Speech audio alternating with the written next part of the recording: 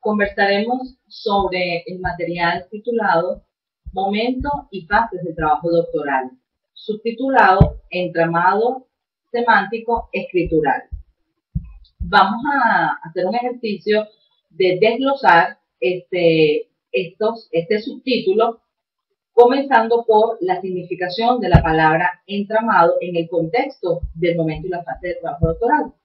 Entramado lo vamos a vincular con esa fase de conjunción de ideas, conjunción y concepciones que tiene el investigador que se relacionan en un momento determinado para expresar el saber. El aspecto semántico lo vamos a vincular, por supuesto, con la lingüística, específicamente en su fase del significado de la palabra. Y el aspecto escritural lo vamos a relacionar, como lo dice Roland Barthes, como esa huella imborrable de la escritura para perdurar en el tiempo y en el olvido. Quisiera que esta expresión de juego semántico en el mismo subtítulo lo vinculáramos a su vez con lo que he llamado forma y lo que he llamado fondo.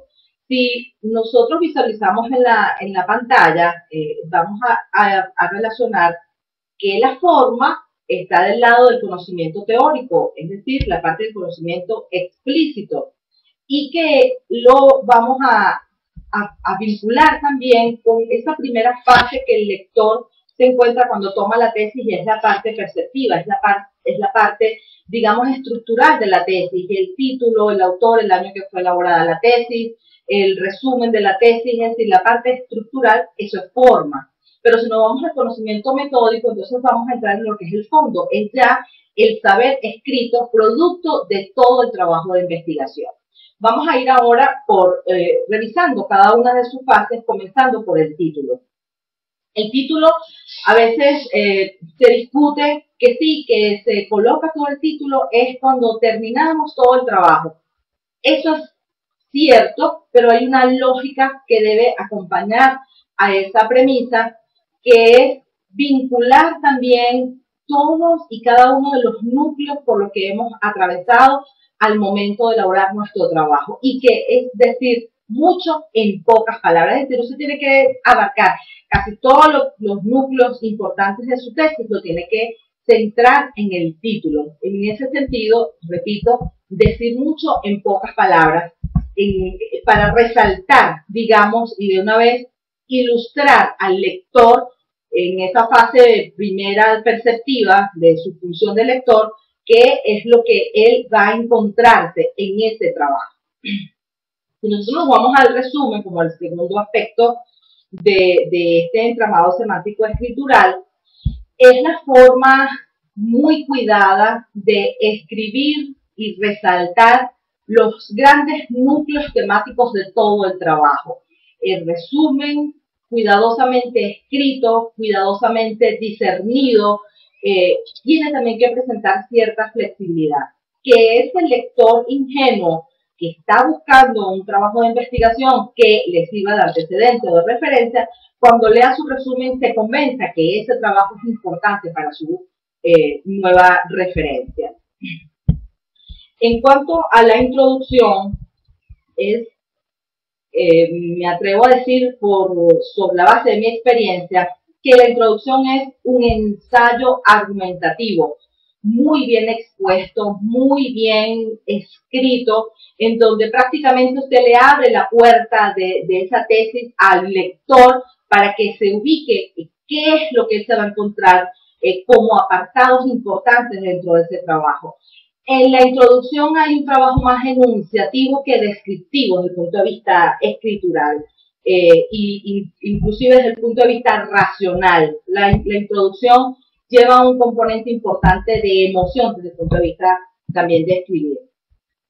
Luego de la introducción, vamos a plantear el contexto empírico, también conocido como situación problemática, contexto problemático, situación del problema. Esta es la parte dramática. Es la parte dramática porque es la expresión del investigador que razona, argumenta y problematiza un objeto, una situación, una realidad que él ha de estudiar. y que tiene que convencer a toda una comunidad que ese trabajo que va a realizar es necesario, es indispensable. De allí la razón por la que digo que es dramático. En ese sentido, el propósito de la investigación nace justamente de esa situación dramática que he planteado. Y como investigador miro hacia atrás qué fue lo que planteé como ese producto, como esa situación polémica, para revisar ahora qué hago, cómo lo hago, hacia dónde voy, qué es lo que quiero investigar, hacia dónde voy. En ese sentido, el propósito sale y viene justamente de ese contexto polémico. El estado del arte.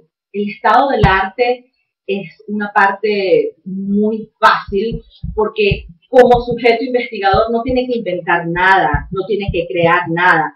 Está haciendo referencia a trabajos de carácter científico que se vinculan con lo que usted está haciendo, con lo que usted está investigando, y usted sencillamente lo que tiene que hacer es tomar prestado eso que está allí y hacer la referencia. Eso sí, buscar vínculos, incongruencias, diferencias, semejanzas, analogías con su propio trabajo de investigación y relacionarlo. Recuerde que el estado del arte es un referente importante en el contexto de su propia investigación. El contexto conceptual es una parte muy interesante porque es la que le permite al sujeto investigador expresar por escrito, indudablemente, en un ensayo también argumentativo, sus creencias, sus opiniones, su experiencia previa sobre ese objeto material que se convierte en la inquietud más grande del sujeto investigador. Entonces, el contexto conceptual sí representa ese mundo de vida del investigador, fundamentalmente en lo que creo, en lo que yo pienso y en lo que yo siento. El contexto teórico, con el respeto de la ciencia, vamos a decir que este contexto teórico son las teorías básicas, no por básicas son menos importantes, pero que usted las puede ubicar inmediatamente, por ejemplo, en las teorías de aprendizaje, en las teorías de enseñanza, los modelos pedagógicos, el modelo curricular, es decir, son las teorías básicas que, mucha atención con esto, normalmente, generalmente y dependiendo de su objeto, se pueden insertar dentro del campo metódico cuando usted va a realizar justamente esas acciones de carácter procedimental en el contexto mismo de la investigación.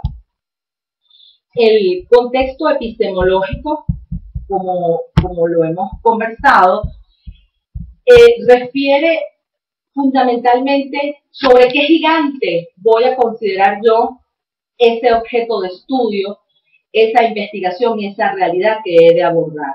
El contexto epistemológico fundamentalmente me sirve la mesa para ver cuáles son los métodos, cuál es la vinculación más importante y exacta que pudiera yo ver entre lo que es el contexto epistemológico propiamente reseñado, propiamente descrito además, y es la apropiación del discurso del sujeto investigador, para ir al método, y que en función de eso que yo planteé como situación polémica, como contexto empírico, me lleva a mí a pensar en los métodos, es decir, en las acciones, en ese camino que voy a recorrer para.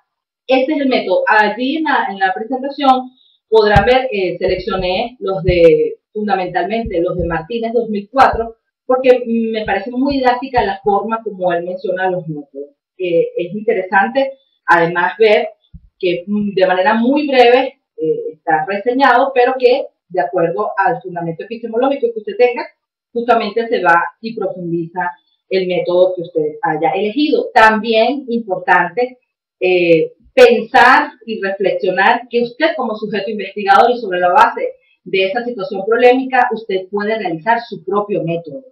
Eso es posible y es perfectamente válido además. El momento conclusivo de su tesis es la parte, digamos, no es el punto final, porque en la investigación no podemos hablar de punto final, pero sí podemos hablar de una conclusión, de una sistematización, que es el resultado de todas las fases que hemos atravesado, es el recorrido que hemos llevado a cabo por los diferentes senderos del conocimiento. El momento conclusivo se relaciona muchísimo con el subtítulo de lo que he llamado entramado semántico escritural, porque justamente es el trabajo de la práctica del goce de la escritura como tal, de lo que usted sufrió en su propia elaboración, pero también el producto de lo que usted encontró, el hallazgo, lo que develó. Recuerde que Roland Barthes, inicié con Roland Barthes en el entramado escritural justamente porque la escritura ha de triunfar sobre el olvido, sobre el tiempo y el olvido. Y nosotros tenemos que pensar en eso cuando vamos a cerrar nuestra tesis, cuando vamos a sistematizar. La escritura es un trabajo dinámico, no se detiene. De allí que la lectura también refleja justamente el hecho de lo que he escrito, de manera que eso perdure en el tiempo y que tenga la validez necesaria para que sea considerado como un conocimiento.